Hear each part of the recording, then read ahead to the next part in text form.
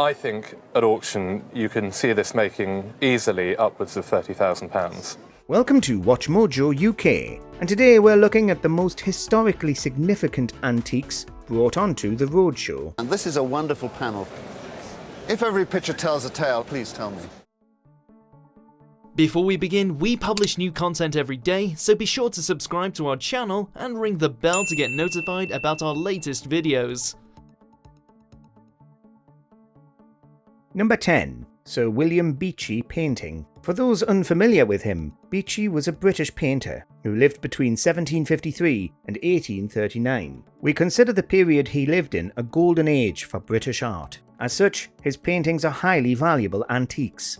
This picture, in my opinion, again, is probably most likely by an artist called Sir William Beechey. Here, we see a gentleman bring one such painting onto the Roadshow. The object turns out to have been over 2 centuries old, making it worth a pretty penny. In terms of date, we're looking at something executed probably at the turn of the century, around 1800, that sort of thing. Yes. From an artist who painted multiple kings and queens, it's to be expected, but the gentleman seemed surprised, probably expecting it to be only worth a few pounds. Fully accepted as by Sir William Beechey, is probably going to be worth somewhere in the region of sort of 15, maybe as much as £20,000. What is that?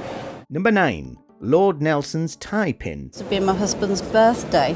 Goodness. And so I thought, oh, I'll buy that. Horatio Nelson is potentially the most famous naval officer in British history. At the Battle of Trafalgar in 1805, he led a heroic charge against the French and Spanish fleet. It was so risky that it cost him his life, but also cost his enemies their fleet. This item may once have belonged to the Vice Admiral himself, or a relative of his. And I think it's perfectly possible that this may have been from a very close relative of his. Either way, it's a relic of major historical significance, like all things tied to Nelson. As such, it wouldn't be out of place in a museum, but we guess it's probably currently in a collector's possession. I'm going to venture £4,000 to £5,000 on it.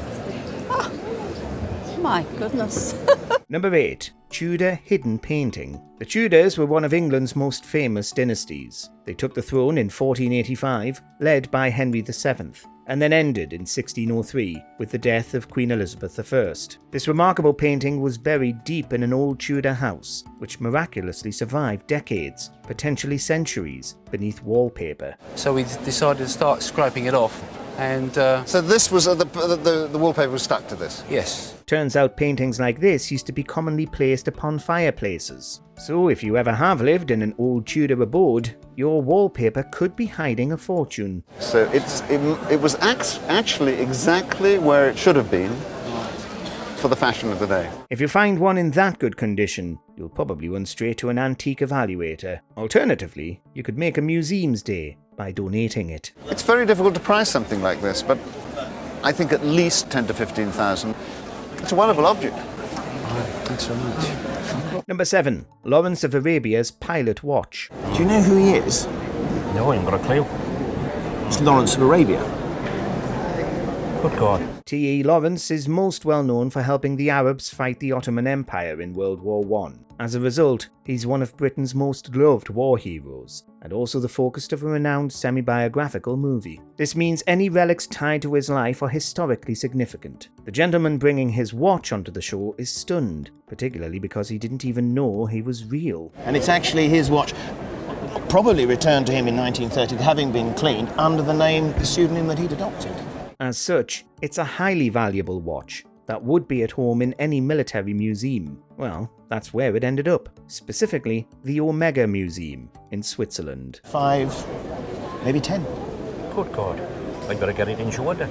Number 6. Duke of Wellington's game board. And then it opens up to make a games table. Arthur Wellesley was a British officer during the Napoleonic Wars, most famous for defeating Napoleon himself at the Battle of Waterloo in 1815. This made him a historical figure in the same league as Horatio Nelson, alongside Napoleon himself. As such, a fair few items linked to the Duke have popped up on the Antiques Roadshow over the years. Here we see a spectacular games table, originally a gift from the Duke himself. And when he got married, the Duke of Wellington gave him this. This means it's worth a fortune, almost £10,000, which would make anyone hesitant to play a game of chess on it. It is sufficiently valuable that if it got damaged or stolen, then you should have some form of compensation by insurance.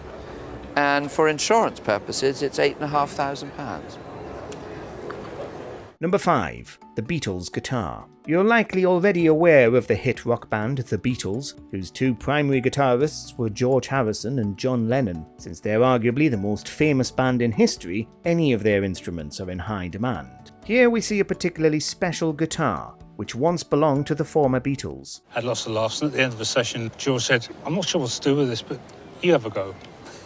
And I just got, handed the guitar. Only 2 were made, with the other going to Jimi Hendrix. Any collector would be desperate to get their hands on it, making it worth a major fortune. Yeah, he said, "You're definitely getting more out of it than I am. It's doing better for you. Why don't you have it?" It probably wouldn't get too much play, since it's fretless. It wouldn't work well for most styles. Puts that guitar in this room in George Harrison's house. Number 4. Charlotte Bronte's mourning ring. The 3 Bronte sisters lived in the rolling hills of West Yorkshire, where they became famous for writing remarkable novels. Charlotte was the eldest, well known for writing Jane Eyre. Here we see a lady bringing in an interesting ring that once commemorated Charlotte herself. Charlotte Bronte, the date she died. No. It's like, okay, oh my God.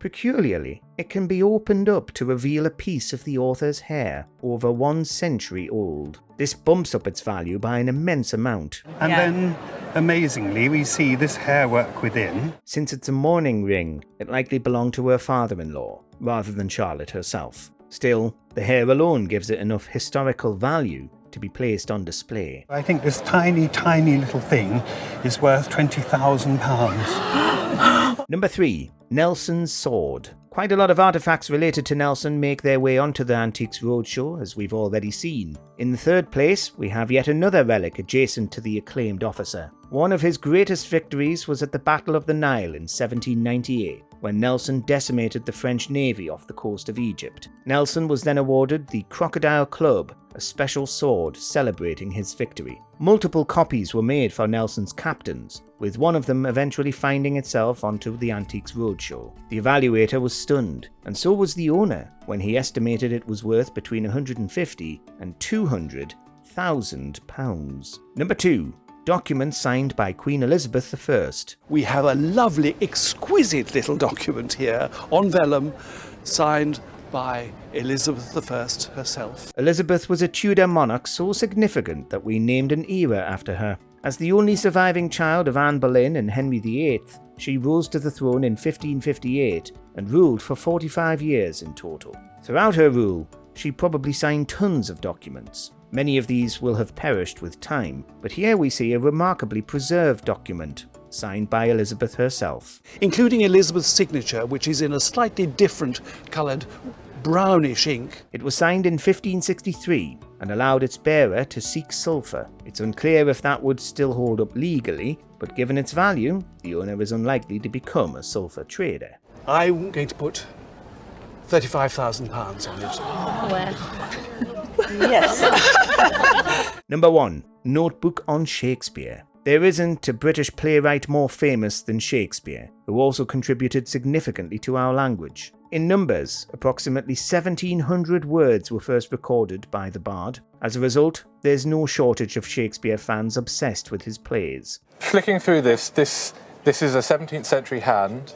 This is somebody making notes. The first obsessive fan wrote tons of notes in a tiny notebook, which appeared on the Roadshow. They initially thought it was Shakespeare's notes, but it was actually a fixated fan's. This is incredible. I mean, there is so much scholarship going on at the moment about how early readers of Shakespeare were receiving his works. Since then, it's been briefly displayed in Stratford, the author's birthplace. That's after spending time with scholars who transcribed the book and dated it to the 1630s. There is so much research that can be done on this item. Were there any particularly ancient relics of history we forgot to include? Let us know in the comments below. It's absolutely extraordinary. My hands are trembling now.